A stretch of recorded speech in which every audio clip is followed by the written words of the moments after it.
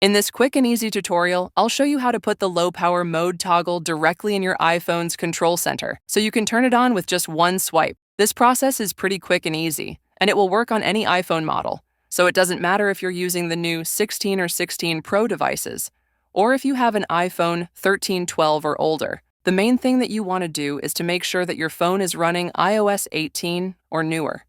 So you can see that I'm already on that version, and let's open the control center by swiping from the top right corner of the screen, and here are all of my toggles, but I don't have the low power mode toggle.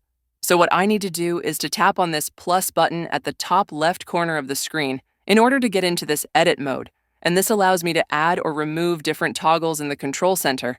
And since we need to add a new one, click on this Add a Control option at the bottom. This will essentially open a menu with a bunch of toggles which you can add, and let's tap on the low power mode option, which should be at the top of this menu. But if you don't see it for some reason, you can always use the search bar and type low power mode in here. And since we had now added the toggle, we can activate it with just a swipe and a tap from now on. Let me know in the comments what video I should do next, and if you found this video useful, please consider leaving a like, and I will see you soon.